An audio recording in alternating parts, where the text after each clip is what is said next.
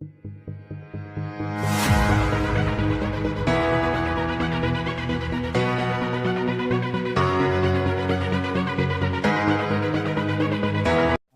अस्सलाम वालेकुम जनाब, मां आहियां इंसाफ़ अली मेमण तव्हांजे मुंहिंजे सिंधी चैनल सम्झो ऐं सम्झायो सां गॾु।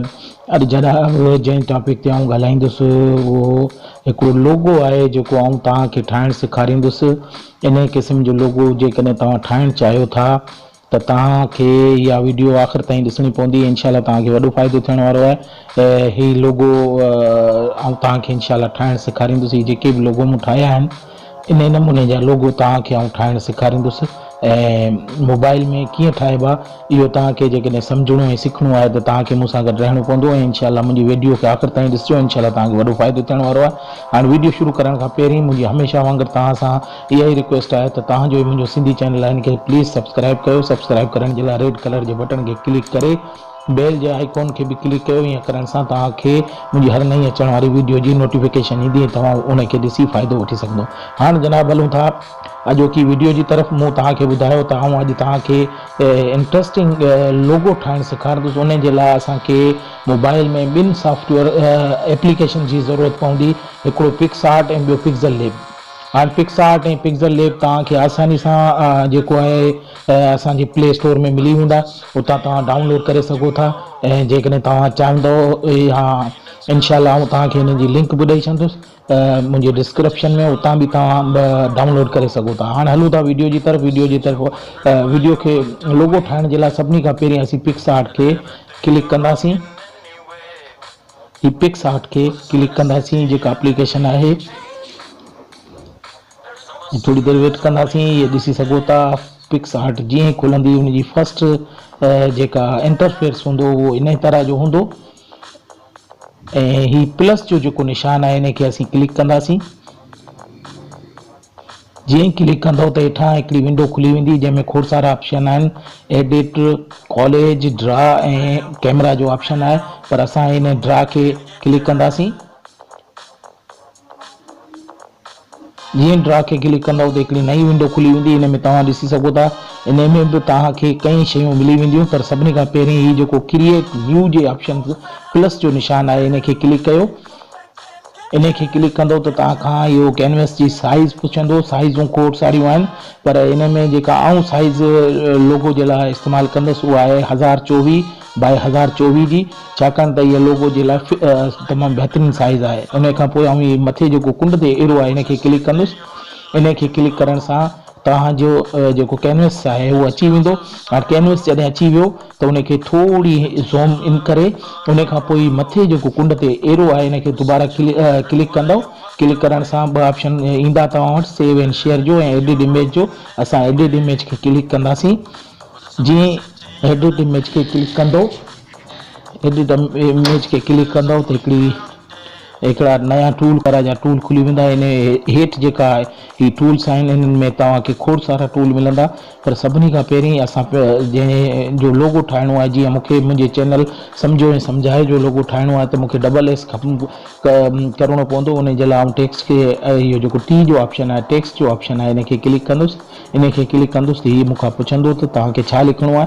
उन जे लाइ इनखे एस वियर वॾो एस ॾिसी सघो था तव्हां मथे $S लिखिजी वियो आहे। उनखे क्लिक कंदुसि, राइट जे निशान खे क्लिक कंदुसि त तव्हां ॾिसी सघो था कैनवस ते अञा ताईं का शइ कोन आई आहे। इन करे कोन आई आहे जो असां कलर जो जेको आहे वाइट आहे इन कलर खे चेंज कंदासीं। कलर खे क्लिक करे असां ब्लैक कंदासीं त तव्हां ॾिसी सघो था $S ज़ाहिर थी वियो आहे कैनवस ते। हाणे ही जेको पासे में AA फॉन्ट्स जो ऑप्शन आहे इनखे क्लिक कंदासीं। इन में खोड़ सारा फॉन्ट्स आहिनि। असां प्लस खे जेको मथे फॉन्ट्स ते आहे इनखे क्लिक करे कंहिं बि खे बि सिलेक्ट करे सघो था। हिन में मुख़्तलिफ़ ऑप्शन आहिनि। ऐं माई फॉन्ट्स में वेंदुसि ऐं उन में जेके बि ऑप्शन आहिनि उहे तव्हां ॾिसी सघो था। ऐं तव्हांखे जेको बि चूज़ करिणो आहे उहे तव्हां चूज़ करे सघो था। मुख़्तलिफ़ तव्हांखे राइटिंग मिली वेंदी, फॉन्ट्स मिली वेंदा। मां कंहिं बि हिकिड़े खे तव्हांखे चूज़ करे सघो था। को बि तव्हांखे जेको सूट करे।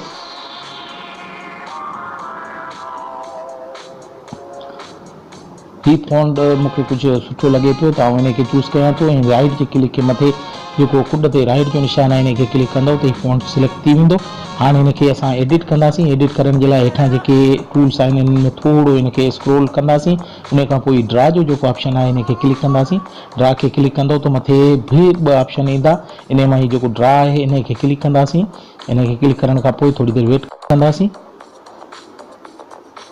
वेट करण खां पोइ तव्हां ॾिसी सघो था त ही डबल एस असांजे कैनवस ते अची वियो आहे। इन कैनवस खे असीं थोरो नंढो करे उन खां पोइ असां हिन जो जेको असांखे एडिटिंग करणी आहे उन में ही सभिनी खां पहिरीं जेको पहिरियों ऑप्शन आहे रेक्टेंगुलर जो इनखे क्लिक करे असीं हिन जी कलर जी सेटिंग कंदासीं। असां वाइट कलर वठंदासीं छो त असांखे इन में कुझु सेटिंग करणी आहे। उन खां पोइ शेप जो जेको आहे हिनखे शेप खे खणंदासीं। शेप में असीं रेक्टेंगुलर खे भी सिलेक्ट करे ऐं फिल जे ऑप्शन खे डॉट कंदासीं। उन खां पोइ ओके कंदासीं। ओके करण खां पोइ असांखे जेको खपे उहो थी वियो आहे। हाणे तव्हां हिनखे एडिट करे सघो था। हाणे जीअं हिनखे ईअं क्लिक कंदो स्क्रॉल डाउन कंदो त तव्हां ॾिसी सघो था हिनखे एडिट करे सघो था। हाणे आउं थोरो एस जेके आहिनि हिननि जे विच खे थोरो एडिट कयां थो। तव्हां पंहिंजी मर्ज़ी मुताबिक़ करे सघो था। ऐं हिननि खे एतिरो एडिट करे वरी क्लिक कंदुसि। वरी हिनखे अॻियां खां बि थोरो हिनखे मामूली एडिट कंदुसि। एडिट करण खां पोइ असां ही जेको कुंड ते लेयर जो ऑप्शन आहे लेयर खे क्लिक कंदासीं। लेयर खे क्लिक करण खां पोइ 3 डॉट जेके लेयर में आहिनि इन्हनि खे क्लिक करे असां हिन लेयर्स खे मर्ज कंदासीं। मर्ज करण खां पोइ हिन जी हिकिड़ी कॉपी वठंदासीं। कॉपी वठण खां पोइ हेठीं जेको लेयर आहे इनखे ऑफ कंदासीं। जीअं क्लिक कंदासीं त हिन ॾिसी सघो था ऑफ थी वई आहे। पोइ लेयर्स जे ऑप्शन खे बंदि करे असां इरेज़ जी कमांड खणंदासीं। जेको ही रबड़ ठहियलु आहे ड्रा में इरेज़ खे खणंदासीं ऐं वरी शेप खे चूज़ कंदासीं। शेप खे चूज़ करण खां पोइ ओके कंदासीं छो त अॻे सेटिंग थियल आहे। कंदासीं ओके करण खां पोइ असां हिनखे सिलेक्ट कंदासीं। तव्हां ॾिसी सघो था हिनखे असीं सिलेक्ट करे हिकिड़े खे जिते असांखे सेटिंग करणी आहे उनखे थोरो असां लिकाईंदासीं। हिन जी सेटिंग अहिड़े नमूने जी कंदासीं जो ही थी वियो आहे। उन खां पोइ हिनखे टच करे असां वरी लेयर में वेंदासीं। लेयर में वञण खां पोइ इन जेका लेयर ऑफ थियल आहे इनखे ओपन ऑन कंदासीं। ऑन करण खां पोइ असां ही ट्रांसफॉर्म जे बटन खे क्लिक करे हाणे इनखे मूव कंदासीं त एस खे जिते तव्हां रखणु चाहियो था जेका सेटिंग करणु चाहियो था कोशिशि करे अहिड़ी सेटिंग कंदासीं। हाणे ॾिसी सघो था डबल एस खे असां थोरो वेझो करे सुठे नमूने जी सेटिंग करे छॾी आहे। हाणे राइट जे निशान खे जीअं ई क्लिक कंदासीं त हीअ लेयर तयारु आहे। हाणे वरी असां लेयर में वञी ही 3 डॉट वारे खे क्लिक करे इन लेयर खे मर्ज कंदासीं। मर्ज करण खां पोइ असां हिकिड़ी नई लेयर जेका आहे उहा खणंदासीं। उन जे लाइ प्लस जो जेको निशान आहे इनखे क्लिक कंदासीं। क्लिक करे एम्प्टी लेयर ते क्लिक कंदासीं त हिकिड़ी नई लेयर अची वेंदी। लेयर्स खे बंदि कंदासीं ऐं पोइ वरी असां ड्रॉ में हलंदासीं। ड्रॉ में हलण खां पोइ पहिरीं सभिनी खां पहिरीं कलर असां जो ब्लैक खणंदासीं। ब्लैक खणी राइट कंदासीं। राइट करण खां पोइ असां ही शेप्स में वेंदासीं। शेप में वञी हींअर असांखे गोल जेकॾहिं ठाहिणो आहे त गोल खे क्लिक कंदासीं ऐं ही जेको फिल ते आहे इनखे स्ट्रोक ते रखंदासीं। स्ट्रोक ते रखी ओके कंदासीं। ओके करण खां पोइ ही तव्हां ॾिसी सघो था हिकिड़ो गोल ठही वेंदो। हाणे इन गोल जी सेटिंग तव्हां पंहिंजे मर्ज़ी मुताबिक़ करे सघो था। इनखे थोरो घटि या वधि करे सघो था। इन जी सेटिंग कईसीं। सेटिंग करण खां पोइ हिनखे टच कंदव त ही गोल हिकिड़ो ठही वियो आहे। वरी लेयर्स में असां वेंदासीं। हिकिड़ी ॿी लेयर खणंदासीं। उन जे लाइ एम्प्टी खे लेयर जे ऑप्शन खे कंदासीं ऐं वरी लेयर खे ऑफ करे हिकिड़ो गोल ॿियो ठाहींदासीं। हाणे हिन गोल खे अहिड़े नमूने एडजस्ट कंदासीं त जीअं ही थोरो जेको पुराणो गोल आहे इहो थोरो थिक थी वञे। हाणे उनखे थिक करण जे लाइ असां इहो नेक्स्ट गोल कयो आहे।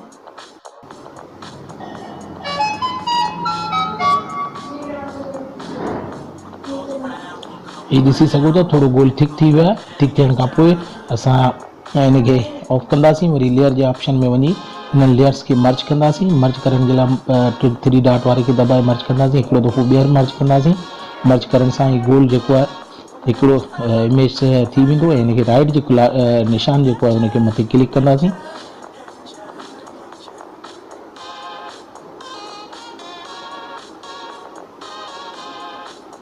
जीअं क्लिक कंदो त असांजो इमेज ठही वियो आहे। हाणे असांखे हिन ते पंहिंजे चैनल जो नालो जेकॾहिं लिखिणो आहे त हेठां जेके ऑप्शन आहिनि स्क्रॉल डाउन वारा हिननि में असीं वरी हिकु ॿीहर टेक्स्ट जे ऑप्शन ते वेंदासीं। टेक्स्ट टेक्स्ट ऑप्शन ते वञी हिते असीं पंहिंजे चैनल जो नालो लिखंदासीं। मुंहिंजे चैनल जो नालो आहे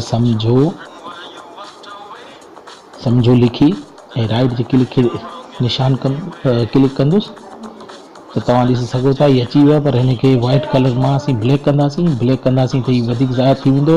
ऐं फॉन्ट तव्हां को बि सिलेक्ट करणु चाहियो ऐं इन ई फॉन्ट खे रहण ॾींदुसि ऐं हिनजी साइज़ खे थोरो घटाए हिनखे हिते एडजस्ट कंदुसि। तव्हां पंहिंजे नमूने सां हिनखे एडजस्ट करे सघो था।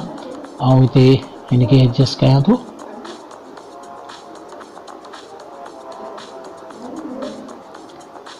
ही एडजस्ट थी वियो आहे। हिनखे ओके कंदासीं ऐं हिते जेको मथे प्लस जो निशान आहे हिनखे क्लिक करे वरी टेक्स्ट खे असीं कंदासीं जो त मुंहिंजे चैनल जो नालो मुकमिल नालो ऐं हिते लिखंदुसि। इन जे लाइ सम्झो मूं लिखी छॾियो आहे। हाणे सम्झायो लिखंदुसि। ही सम्झायो आहे। हिनखे करे वरी राइट जे क्लिक खे क्लिक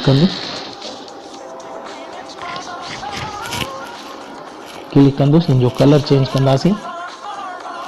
कलर चेंज करे फॉन्ट इहे ई रहण ॾींदुसि। इन जी साइज़ खे एडजस्ट कंदुसि। साइज़ खे एडजस्ट करे हिनखे जिते मूंखे रखिणो आहे उते रखंदुसि। हाणे तव्हां ॾिसी सघो था हिते सुठो पियो लॻे। त हाणे हिते ई असांजो लोगो तयारु थी वियो आहे। हाणे असीं हिनखे जेको आहे इन जो कलर चेंज कंदासीं। कलर चेंज करण जे लाइ असां जेको कलर चेंज करणु चाहियूं था उन तस्वीर खे इंपोर्ट कंदासीं। इंपोर्ट करण जे लाइ फोटो वारी जेको लेयर जे पासे में जेको ऑप्शन आहे हिनखे क्लिक करे फोटो वारे खे क्लिक कंदासीं। करण सां उहो तव्हांखे तव्हांजी गैलरी में वठी वेंदो। हिते ही मूं वटि 2 कलर आहिनि। इहे मूंखे पसंदि आहिनि। इन करे ऐं इन मां हिकिड़ी खे क्लिक कंदुसि। जीअं ई क्लिक कंदुसि त हीउ जेको फोटो आहे इहो अची वियो आहे। हिन राइट क्लिक कंदुसि। मथे जेको राइट जो निशान आहे हिन खे क्लिक करे तव्हां हिन फोटो खे पंहिंजे तस्वीर में पंहिंजे लोगो में एडजस्ट कीअं कंदो उहो आउं तव्हांखे सेखारियां थो। राइट जे निशान खे जीअं ई क्लिक कंदो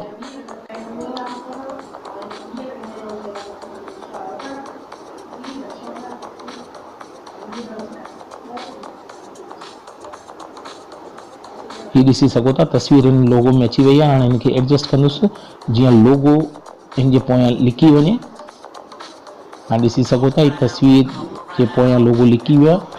लिखण खां पोइ ही कुंड में जेको लेयर जो ऑप्शन आहे हिनखे क्लिक करे इन में ही जेको तव्हां ॾिसो पिया जेको हेठि हिकिड़ो कलर जो ठहियलु आहे उन जे पासे में नॉर्मल लिखियलु आहे। हिन एरो खे क्लिक कंदो।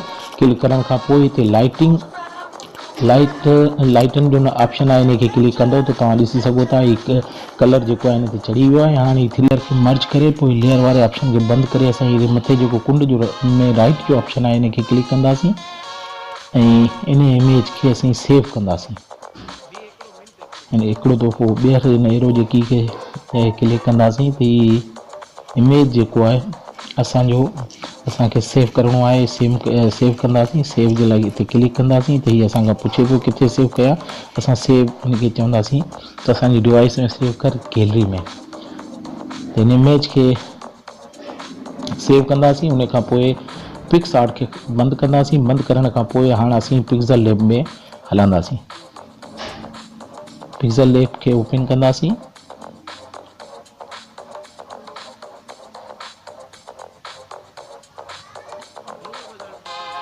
पिक्सल लैब जी ओपन थिए थो त उन में असां सभिनी खां पहिरीं लेयर जे ऑप्शन खे खोले ही जेका हिकिड़ी लेयर पई आहे न्यू टेक्स्ट वारी हिनखे डिलीट कंदासीं। डिलीट करण खां पोइ जेको प्लस जो ऑप्शन आहे हिनखे प्लस करे ही फ्रॉम गैलरी मां असां उन फोटो खे इंपोर्ट कंदासीं। उन लोगो खे इंपोर्ट कंदासीं।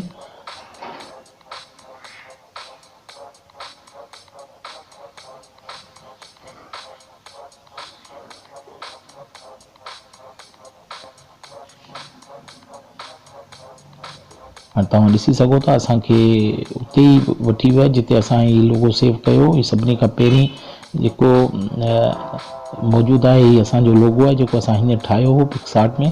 असां हिनखे इंपोर्ट कंदासीं। इंपोर्ट करण जीअं क्लिक कंदासीं त हीउ पिक्सल लैब में अची वेंदो। अचण खां पोइ हिन लेयर्स खे बंदि करे उन खां पोइ हिनखे सेटिंग कंदासीं। विच में आणण खां पोइ हीअ असां हीअ जेको ॾिसो पिया विचूं जेको ऑप्शन आहे हिनखे क्लिक कंदासीं। हिनखे क्लिक करण खां पोइ असां इनके स्क्रोल कंदासीं। स्क्रोल करण खां पोइ ही जेको इरेज कलर जो जेको ऑप्शन आहे इनके क्लिक कंदासीं।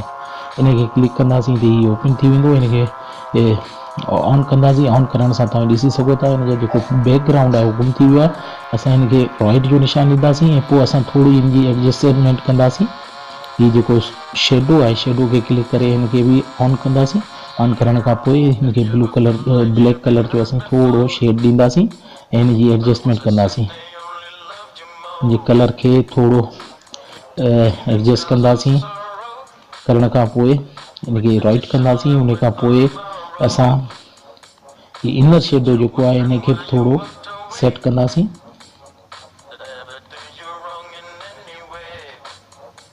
ही थोड़ो वधी वियो आहे त इनके थोड़ो लो कंदासीं।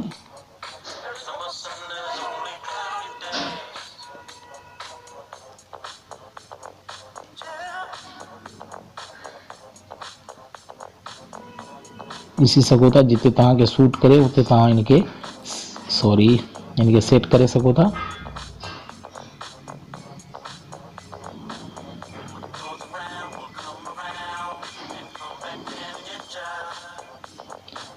हाणे हिते सही आहे त इनके असीं थोड़ो अञा घटि कयूं था। ये ॾिसी सघो था हिते सूट करे पियो।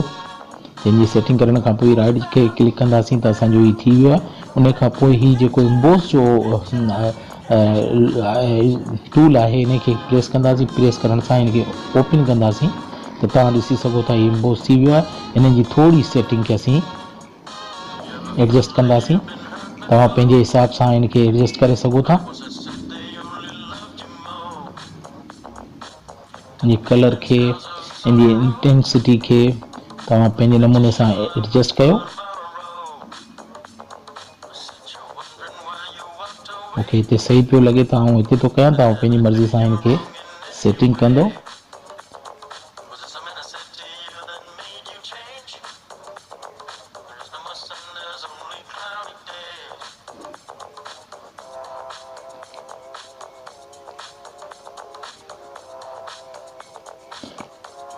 हिते मूंखे सही पियो लॻे त आउं इनके राइट खे क्लिक कंदुसि। हाणे तव्हांजो लोगो ठही वियो आहे। हाणे इनके असीं PNG फॉर्मेट में सेव कंदासीं जीअं अॻियां हिन लोगो खे असीं इस्तेमालु करे सघूं। उन जे लाइ असांखे ही जेको 4 टूल आहे ही नेक्स्ट वारो इनके क्लिक कंदासीं। इनके क्लिक करण खां पोइ ही ट्रांसपेरेंट जेको आहे इनके क्लिक कंदासीं। तव्हां ॾिसी सघो था असांजी स्क्रीन पोयां खां ट्रांसपेरेंट थी वई आहे।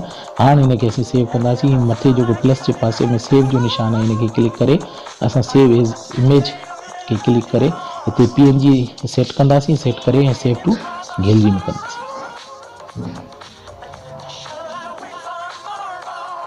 थोड़ी देर में ही रेंडरिंग थी वेंदो ऐं तव्हांजो इमेज जेको आहे सेव थी वेंदो।